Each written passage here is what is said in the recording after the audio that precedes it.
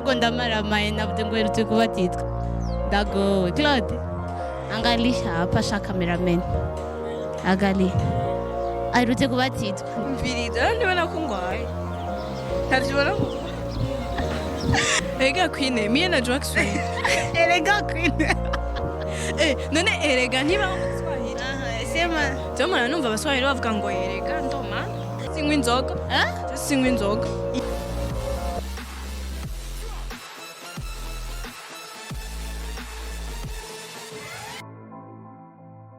Yes alors reka ndabaramutse bakunzi ba HTV nongeka ndabaha ikaze mu kiganiro même si c'est pas ikiganiro comme tele n'umuvumburo bayita terme umuvumburo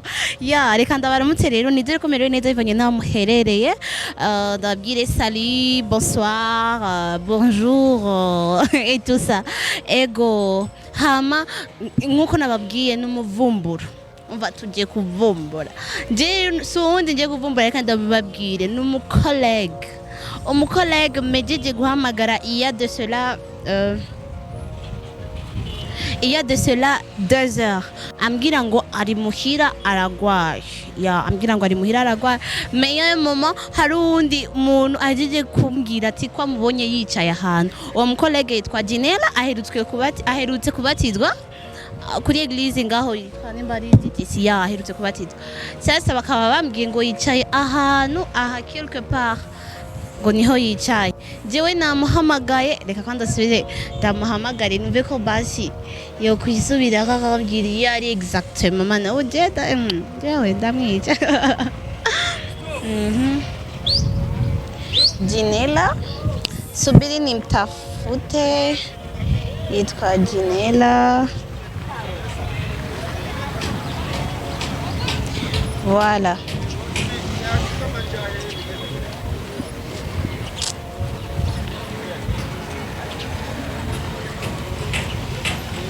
reka tumurondere kuko namuhamagaye arambwira ati elle est malade elle dort à la maison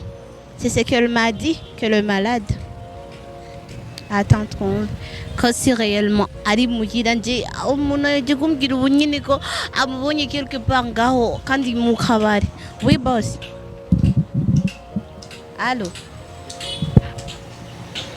Allô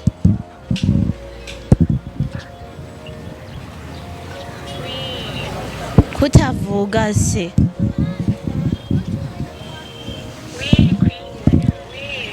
mvuga ati kutavuga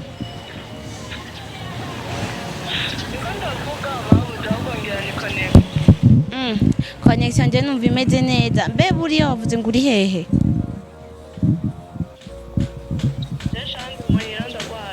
ati ndi muhira ndagwaye sawa rero ndaje kukureba ko nje ndahejeje gukora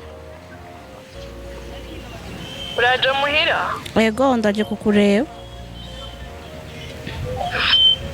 inge gato nko muri 20 minutes ndakubwira kubera ngo mama veje kwa muganga okay nangorana muravyumva ambwiye ati muravyumva ambwiye ati ari kwa muganga elle est au travail allô non ambwiye ngo ari kwa muganga elle est à l'hôpital plutôt elle est malade elle est à l'hôpital bon nanje umuntu yambwiye ko yamubonye quelque part just imagine Claude njo tukoneshe mvumburo wa majabu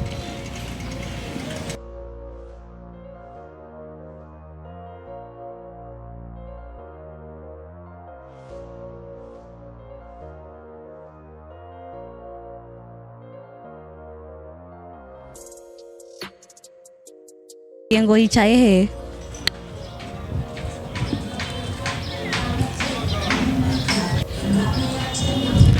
sha sinzi kweli nimba yambwiye ngo yicaye hehe njoo twende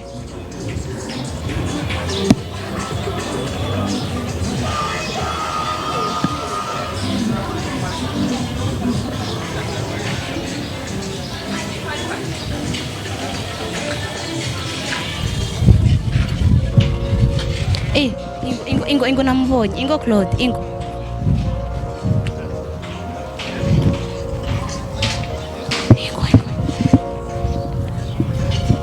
Jombio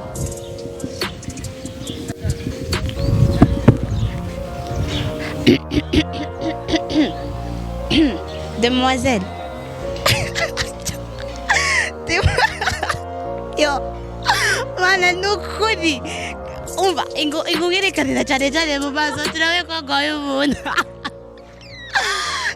Gynella umva urashobora kuri umwana mubi ndakurahiye Claude Kadima nakurase shakiri kare Yo baje abana wenje ubwo ndamaramaye navuze ngo herutse kubatitwa ndagowe Claude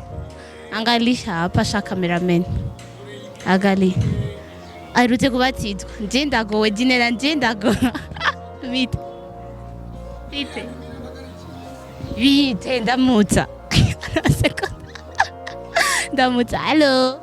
Queen urisonera we urafite indero we oya none basi kwirikira umubeshi nkuko Gynella mvirira nibona ko ngwaye ntavyibona ko wajeje kumbwira ngo uri he uri mu gitanda urarevye Queen aha nta n'isoni wumva n'ukuri nakidiki none jewe genre naguhamagaye umbwira ngo uri muhira tu malade sivyo wambwiye none ega n'undi ndagwaye Queen yo ubwino uje kumvumbura Queen ahita umuvumbura ukaze kuko deja naguhamagaye 2 fois ma chérie umbwira ngo uragwaye ngo uri muhira nibyagenze basi gute wisange ngaha Queen yo byagenze gute basi kwera wisange ngaha kandi wari mu gitanda Queen ndagwaye ikindi naco nababwiye neza ko aherutse kubatitwa cameraman John Sharp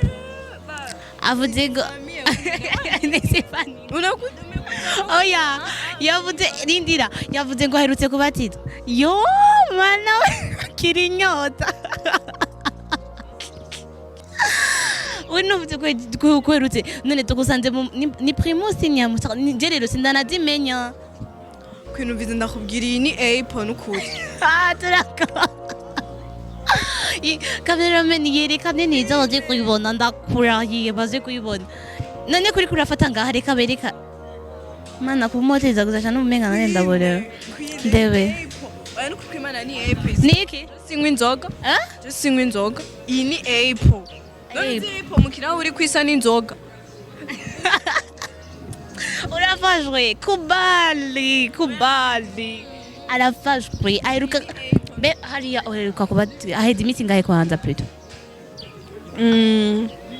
ce dimanche passé no twabatitswe iyo basurindira nka 2 mois kugira bwacupa no kuri nione vraiment jesus kandi usongeze tena kunivamia mimi Stefani no sara nkamera kamera na micro bya TV bagaca banyirukana ho kazi none kweri kibasi wombeje bon ufite wenda zikuvurugana sivyo uri mu bantu bakunda kungora ngo nze kugupitira rero urabona sinari muhira sivyo kandi ikindi naco bon uko nyene fisi yindi programme yande yashe oya ni bon oya bon abazwe no muzi ubonye n'indebere ingene uri kurajugumira bon suko Queen nkano kwima ikiganiro je urabizi mbe dushaka kukinyima ibiku inzokwivanja ntaco inde jewe je gusa nanza kuzasanga ndiko ndakubwire Queen aramvuye muri sport sinzi ko ibona ko nambaye tennis sport haguruka none twere oya cameraman urankamera ubibereke sijewe mpa ko kwerega hewe naho wamvumbuye ntamenye ne uri umukorege ntokwima ikiganiro sivyo nawe wundi yaba ari wundi muntu sinari kumwemerera rero ndakubwira n'abandi nubabesha ko njewe mbe sinda reka nuranye explica ni digituma ndakubwira igituma nakubwiye yuko ndi muhira sivyo ngomba ntarana ko mejeje rero iyo ni chupa kanga icupa rya ape akakagira kabiri urumva ufite ape ni ape nuso kuvuga ngo ni primus Adukuri mana nanjye ndobatizwa ko Yesu wakwiye bize ndakubwira nayo mvuye muri siporo mvuye muri siporo twancanca ngahatu kugira mpoeshe mpangarure energy nyene tu hamaca ntamuhira rero gufungura hamaca ndyama mais entre tale madimisi fise ka grippe mse n'amangine kwa ibintu nk'ivyo nyene naho rero nakubwira ko ngwaye tugusa na programme yo kuja kwa muganga nari vise uba wanyikuye basharika ndababwire rero imbere ya kamera sizogenda kumureba kandi mviriza nakubwiye muri 20 minutes urindire ko ngoma je kwa muganga juste navuga ati muri 20 minutes nzoba mvuye ngaha sivyo nzoba ntashe muhira hanyuma ucu nsanga muhira nivyo tu niyo mpamvu nababwiye ko ngwaye ngoma je kwa muganga ariko nahubwiye ko madimi sifise grippe kandi je ngwaye grippe ndibaza no mu mvugura vyumva nico ryahindutse ukuntu rero usanga ndi febre ukuntu niyo mpamvu rero mugabo iyi ngeso siyo nukuri kumana ntubone nakuvugishije waje baza ngo vyanryohe ndakubwira indi gesi itari yo kwicara wenyene iyo fuma basi mbwira ati sanga ngaha twicara mana yanje njifana ya wisa niyonye wowe urazi yuko mu bantu ba mbere dukorana hajya ukazi yuko ari we muntu ugoye gusororera wewe gute ugira ibintu byinshi by'amahera menshi dejo unywa inzoga nyinshi nunyambikira umviriza turazi nanjye unywa inzoga nyinshi ugira ibiryo byinshi en plus de ça je ndakuzi sivyo uje ngaho uvuge ngo ndiko nawe nawe ndakuzi ako kandi gukura gasoma nka promotion gusa ni yep bon kenshi je ndakunda gusohoka ndije nyene yo vie privée wanje n'ibindi bintu byinshi noba narakora nahinduye sivyo for example reka ndakubwire par exemple ico wahinduye warinjiye muri video warabaye mu video queen gusa ndibaza nuzosubirayo hari kera none jine haraheze nka 2 mois na 2 mois diheze n'ubwo ngo hari queen ziraheze na 2 mois reka ndakubwire na 2 mois diheze queen ziraheze umviza ndakubwira je haraciye 4 mois umviriza haraciye 4 mois jewe nakiriye agakiza ana 4 mois donc nukuvuga ko ama video yose noba naragiyemo nkabo mu queen video nama video abiri gusa ivyo rero byabaye avant yuko nakira agakiza rero ubu narabivuyemo ubunye donc stress mfise nakazi gusa donc gukora kandi nta kandi kazi mfise urabizi kiretse izindi business zo hanze for example oya simaga ubu video queen ubu rero wamvumbe kugira nsese amabanga yanje yo ubu video queen oya ibyo narabihevye queen byo narabihevye sanzwe nkora donc izindi business ziwanje sivyo hamafatanyije naka kazi nta bindi tu kandi ntuzoswe kumvumbura jeyo kuko jewe ntama rero nk'amakuru waje kundondera ko jewe none nkubi atari urusaku gusa rwawe rukuzanye oya genre nyene je nahe nicariye ku kadi sivyo reka rero ndagusigurira je baca je ndaguhamagara ko sinakubonye kandi uno munsi urazi ko uri kuri programme ndakura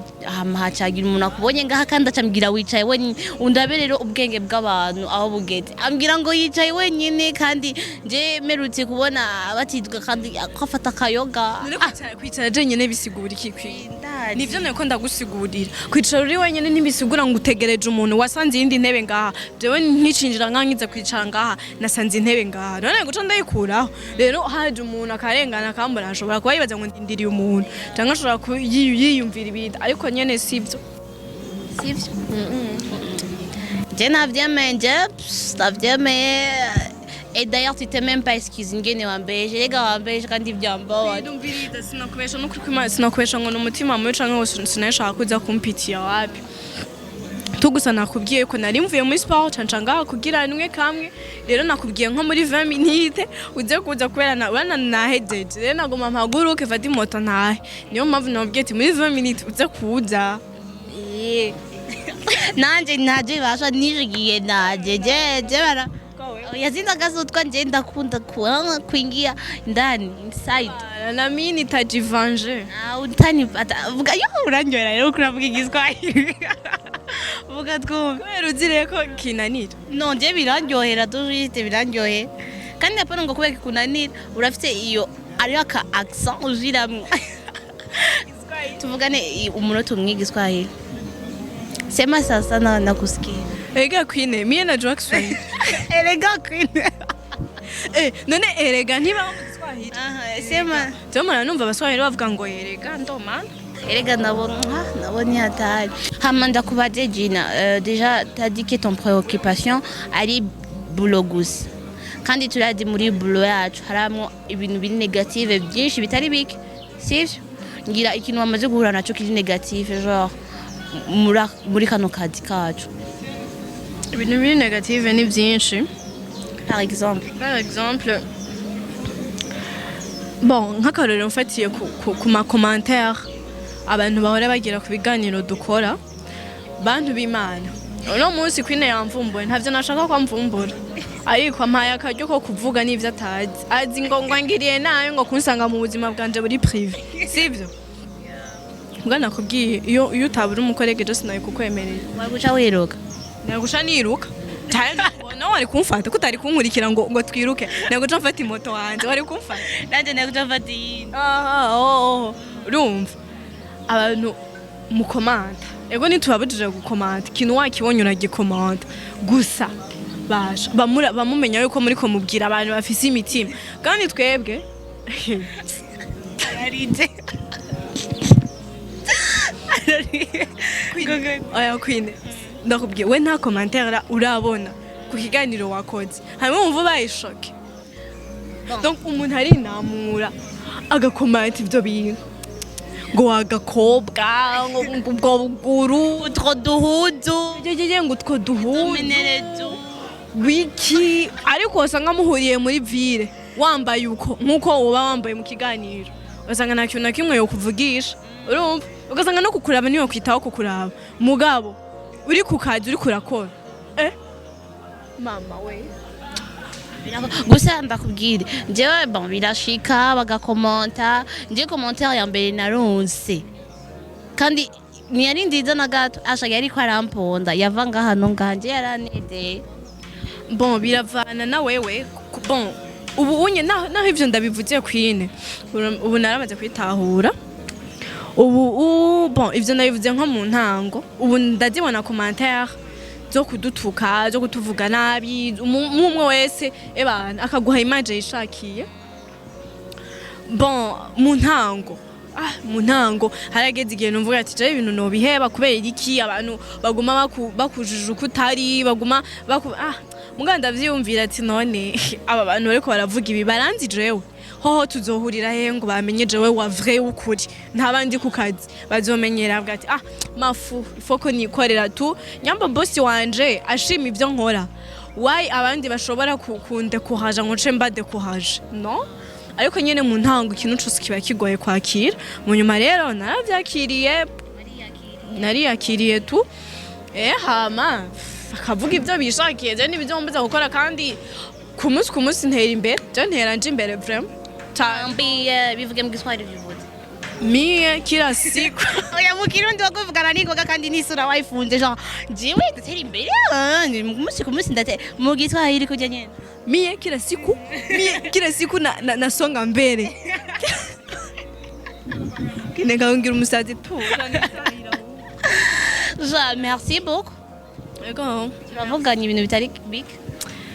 Tuka nyene naho bitari ngombwa nawe naho wambeje regi utambeje nje nari kumugora mu cameraman ngo ndamugure kandi wambeje nivyo vyambaje gusa wambwiye ingene byagenze ngo 20 minutes niziheze ngo rero tugende muhira je ndatasha nakubonye urushaka kumbona gusa niwashaka no kuntembera okay nawe ari kurambeje ewe arakibebe ikiganiro ndago Dahedi ya reka ndabashimira bakundi ba ACTV